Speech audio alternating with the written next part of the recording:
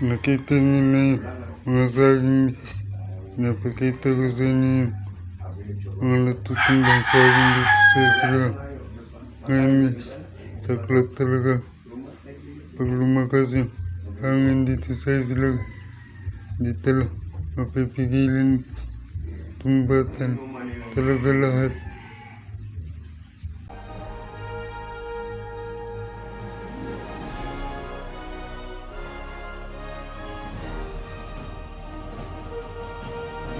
Magandang umaga po sa lahat guys. Papakita ko po sa inyo guys disaster ng hangin dito sa sila ngayon guys. Yung may bunga ng saging guys, natumba siya guys. Tingnan nyo guys, yung puso ng saging guys, ang bunga niya natumba. Marami na siya guys. Tingnan nyo guys, sayang saging na natumba guys dahil malakas na hangin dito sa silangan. Hanggang ngayon guys, lumalakas pa rin yung hangin dito guys. Yung mga saging dito guys, halos lahat natutumba. Sayang na sayang yung bunga niya guys. Papakita ko sa inyo yung iba guys. Tingnan nyo guys, tumba talaga siya guys. Saklap talaga. Tingnan nyo guys, tumba talaga siya guys. Puntahan pa natin yung iba guys.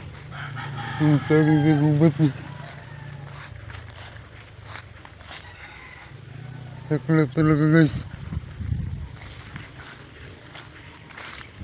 May malaking bunga sa pana guys. Baka makuha natin ito guys. Kukunin natin ito mamaya guys.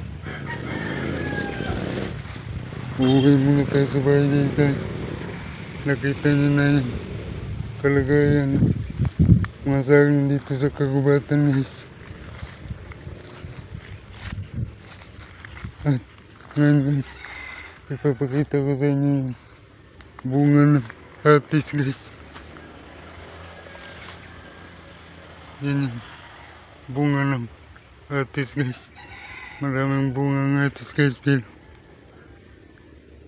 hindi ako kakain hatis guys dahil wag ko kanahin. Tingnan nyo guys, bunga ng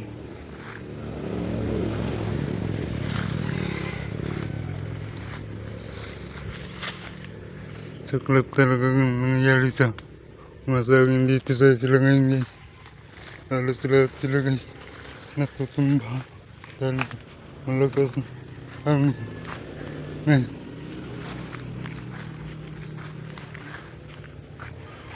sayang mga saging natumba dito ngayon guys. Ang laki-laki na bunga nila guys, pero natutumba sila guys dahil sa hangin. Saklap.